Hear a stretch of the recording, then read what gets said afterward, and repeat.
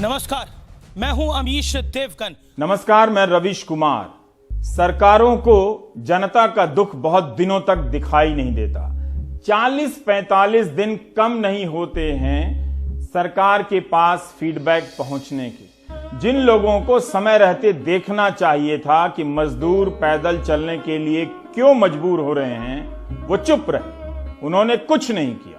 16 मजदूर कटकर मर गए। यह हादसा सिर्फ मजदूरों के साथ नहीं हुआ है, उस समाज के साथ भी हुआ है जो अपने आसपास के झूठ के सहारे जीने लगा है। वो देख रहा था टीवी के जरिए कि मजदूर कई दिनों से पैदल चलने के लिए मजबूर हैं, मगर उसे अपनी बोरियत का ख्याल था, क्योंकि उसे टीवी पर एक्साइटमेंट पैदा करने वाली डिबेट का चस्का लगा हुआ है। और आप देख रहे हैं देश का सबसे लोकप्रिय डिबेट शो आर पार। शुक्रवार को इसी शो के दौरान मुझे धमकी दी गई, क्योंकि इस देश के एक तबके को मेरी बेबाकी चुभती है, ये लिबरल तबका है। तो इन लोगों को मैं ये दो टूक संदेश देना चाहता हूं, ना अमीश देवगन का तेवर बदलेगा और ना आर पार का अंदाज बदलेगा। हम ना डरे हैं ना डरेंगे, बेबाक बोलते रहे हैं, बेबाक बोलते रहेंगे। जिसको जो करना है कर ले, हम वही खड़े हैं, वही खड़े रहेंगे। तो ये रेलवे ट्रैक पे चल रहे हैं, रेलवे ट्रैक पे चलने का कारण क्या है? सड़क से क्यों नहीं जा रहे हैं? नहीं सर, हम लोग को जाने नहीं मिल रहा है, बहुत रुकावट है, पुलिस जाने नहीं दे रहा है। हम लोग पुलिस वाले जो है ना हम लोग ऊपर डंडे बरसा रहे हैं। सड़क पे चल रहे हैं, पुलिस वाले डंडे बरसा रहे हैं। जी, वो ये नहीं पूछ रहे हैं कि तुम लोग क्या खाए नहीं खाए, वो पूछ नहीं रहे हैं, सिर्फ डंडे मार रहे हैं। कम से कम ये भी तो पूछने चाहिए, कम से कम तुम लोग खाया या पिया नहीं, तुम लोगों को मतलब जिसे ठेकेदार पैसे नहीं दे रहा है, मतलब पुलिस वाला खाने के लिए नहीं दे रहा है, ये सब पूछने के बजाय उसने डंडे मारने चालू कर दिए। तो हम लोग क्या करेंगे सर? गरीब आदमी हम लोग को अब रहने के सिवा जब मजदूरी कर नहीं सकते यहाँ, जब गाड़ी भी बंद रहेगा तो हम लोग तो घर जाना पड़ेगा। क्यों आप लोग रुक नहीं रहे हैं और क्या करेंगे? हम लोग के पास इतना बड़ा मजबूरी आ गया है, ना खाने का उपाय चल रहा है, ना रहने का साधन है। खाली बोल रहा है स्पेशल ट्रेन भेजेगा, स्पेशल ट्रेन भेजेगा, बस भेजेगा, लेकिन अभी तक कुछ नहीं भेजा। ऐसा ही राह देखते देखते 2-2 महीना बिता दिया। ये देख तो लास्ट में मजबूरन हम लोग को ये कदम उठाना पड़ा। यही नहीं, आज भी उसी महाराष्ट्र में रेल की पटरियों पर अनगिनत मजदूर पैदल चल रहे हैं। ये वीडियो 8 मई की सुबह की है। इस वक्त ये जिंदा हैं। क्या इनके लिए कोई ट्वीट है? हमारी संवेदनाएं मरने के बाद के लिए ही क्यों होती हैं? क्योंकि आज सेना ने रियाज नायकू नाम के खूंखार आतंकी को निपटा दिया है, रौंद दिया है, मार दिया है। आज इसी पर होगी देश की सबसे बड़ी बहस। आतंक के वायरस पर, रियाज नायकू पर भारत की स्ट्राइक, यानी सेना की स्ट्राइक। आज हम सब भारतवासियों के लिए, जो भी देशभक्त है उसके लिए सर ऊंचा करने का दिन है। इसीलिए मैंने बोला आज का आर पार ऐतिहासिक होगा। और यही नहीं, पैदल चलने वाले मजदूरों के साथ अच्छी खासी संख्या में गर्भवती महिलाएं भी हैं, जो किसी तरह अपने आप को संभाले हुए मीलों सैकड़ों किलोमीटर दिन रात पैदल चलने के लिए मजबूर हैं। और वो पर्याप्त भोजन भी नहीं खा पा रही हैं। तो सोचिए उनके शरीर पर कितना प्रतिकूल असर पड़ रहा होगा। उनके साथ छोटे छोटे बच्चे भी हैं, लेकिन इन गर्भवती महिलाओं के लिए एम्बुलेंस तक नहीं है हाईवे पर, ना ही ट्विटर पर कोई हैशटैग। ये सारी तस्वीरें टीवी पर कई दिनों से चल रही हैं, लेकिन आईटी सेल लगाकर देखने वालों की निगाहों को 2 हिस्सों में बांटने का खेल अब पूरा हो चुका है। इसलिए देखने वालों को यह नहीं दिखता कि इस गर्भवती महिला की क्या हालत है। उसे यह दिखने लगा है कि यह तस्वीर कहीं सरकार विरोधी तो नहीं है। जिस जनता से सरकारें फलती फूलती हैं, उसी की तकलीफ सरकारों के विरोध में देखने की आदत मीडिया ने आपके भीतर बना दी है। भारत की शिकायत कर दी, यानी धोखा दे दिया। अब पहले देश के खिलाफ शिकायत की, फिर इसे जायज ठहराकर जख्म पर नमक छिड़का है। जिस थाली में खाया उसमें छेद करने वालों को सबक बेहद बेहद जरूरी है। और मैं उन सब लोगों को आगाह करना चाहता हूं जो देश विरोधी एजेंडा करते हैं। खबरदार, सावधान हो जाएं। खुला निमंत्रण है, आइए बहस करिए। अगर भागोगे तो कायर कहलाओगे।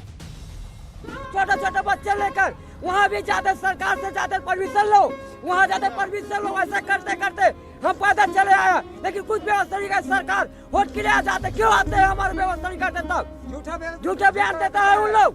कब आप लोग निकले थे? हम परसों निकले थे। खाया आपने? कुछ नहीं खाया सर, पैसा कौड़ी है नहीं है सर, क्या खाएंगे सर, पैसा कौड़ी कुछ नहीं है हमारे लिए। तो आप लोग के लिए तो स्पेशल ट्रेन चलाया जा रहा है। चला रहे थे सर, झूठे बोल रहे थे सर।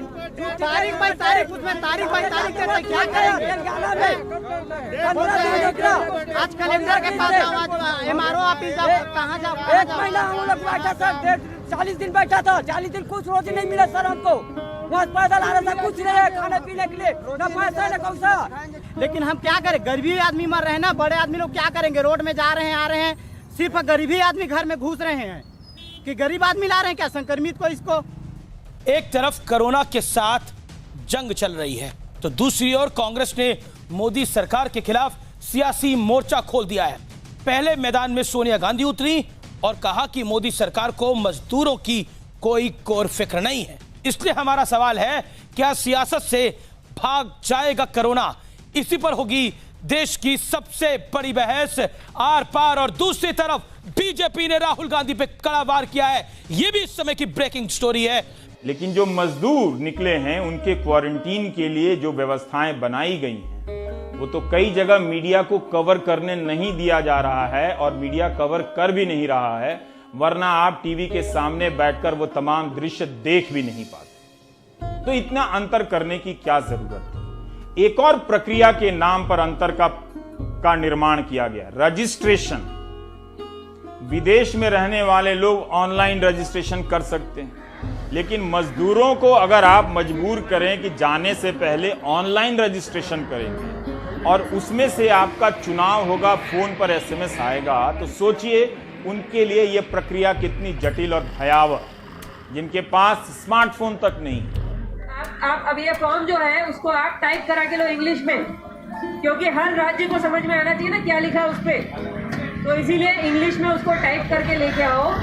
तो आप उसका पेन ड्राइव भी ला सकते हो, पेन ड्राइव नहीं ला पा रहे हो तो ईमेल आईडी ले लो पुलिस स्टेशन का, उस पर ईमेल कर दो। हमने मान लिया है कि सारा भारत ट्विटर के टाइमलाइन पर ही मुफ्तखोरी कर रहा है या व्हाट्सएप में खोया हुआ है, लेकिन जिनके पास स्मार्टफोन नहीं है उन तक आप किस तरह से सूचनाएं पहुंचाएंगे, वो भी आज के जमाने में इस पर विचार किया जाना चाहिए। आप सोचिए, जिस तरह से ये लोगों को प्रताड़ित करते हैं, अपने लोगों को खाना नहीं पहुंचा पाते, इलाज नहीं करा पाते, ये जो नीति पाकिस्तान की है, सर्जिकल स्ट्राइक और एयर स्ट्राइक की मार से पाकिस्तान पस्त हो चुका है और अब पाकिस्तान पर सबसे बड़ा और कड़ा प्रहार होने जा रहा है। खत्म हुई कश्मीर की लड़ाई, अब पीओके पर करो चढ़ाई, क्योंकि प्रधानमंत्री मोदी कह चुके हैं ये नया भारत है जो किसी को छोड़ता नहीं, लेकिन अगर कोई भारत को छेड़े तो उसे छोड़ता भी नहीं है। ये है नया भारत। तालाबंदी के बाद कई तरह से जिंदगियां बदली हैं। हमें कुछ कहानियां मालूम हैं, लेकिन बहुत नहीं मालूम। हम ये सुन पा रहे हैं कि लघु या व मध्यम स्तर के जो कारोबारी हैं वो अप्रैल महीने में सैलरी नहीं देंगे और बताते हैं कि ये संख्या 12 करोड़ लोगों की। अब आप अंदाजा कीजिए कि 12 करोड़ लोगों के खाते में अगर अप्रैल की सैलरी नहीं पहुंची तो उन पर क्या बीतेगी मानसिक तौर पर। जो लोग कल तक रेस्तरां चलाते थे, 10-12 लोगों को रोजगार देते थे, आज वो खुद सब्जी बेचने लगे हैं। उनका रेस्तरां, उनका होटल बंद हो गया है। 2000-2500 रुपए की सब्जी लाओ भी तो 4 दिन में बिकती, उसमें पता ही नहीं चलता है। फिर घर भी तो चलाना है, चावल दाल आटा रोटी, और सरकार की तरफ से कोई मदद भी नहीं मिली इस लॉकडाउन में।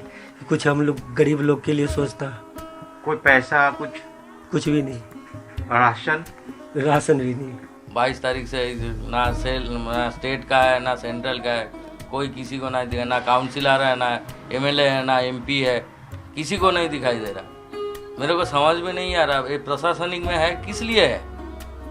हम लोग जो वोट दे के जिताते हैं ये क्या है? अगर ये आज देश दुनिया मुसीबत में है तो इन लोग को किस लिए चुना किया गया? कोई नहीं आ रहा। अरे कम से कम आके तो मिल लीजिए, जो क्या मुसीबत है क्या नहीं है, खाना मिल रहा है क्या नहीं मिल रहा है। मुझे लगता है इस कोरोना ने बहुत कुछ समझा दिया विश्व को कि हम भारत को ऐसे ही विश्व गुरु नहीं कहा जाता। आज इन तमाम सवालों पर होगी देश की सबसे बड़ी बहस।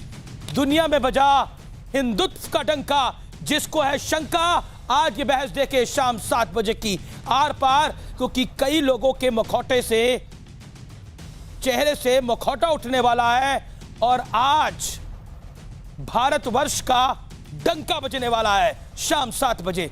जरूर देखें आज का ऐतिहासिक आर पार।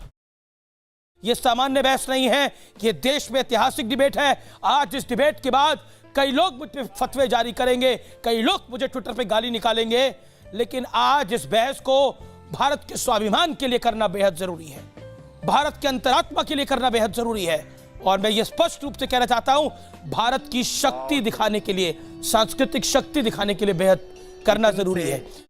इस वीडियो के सामने आने के बाद सवाल तो बनता ही है, अगर हम करें तो करें क्या, बोले तो बोले क्या। वाह वाह वाह, अरे वाह वाह वाह, अरे वाह वाह वाह, अरे वाह वाह वाह, अरे वाह वाह वाह वाह। लेकिन जाने से पहले एक बार फिर याद दिलाना चाहता हूं कि हो सकता है कि आप ढीले पड़ने लगे हों, लेकिन याद रखिए कि 6 फीट की शारीरिक दूरी दूसरे व्यक्ति से जब भी आप बाहर जाएं बनाकर रखें, मास्क लगाएं, हाथ साफ रखें।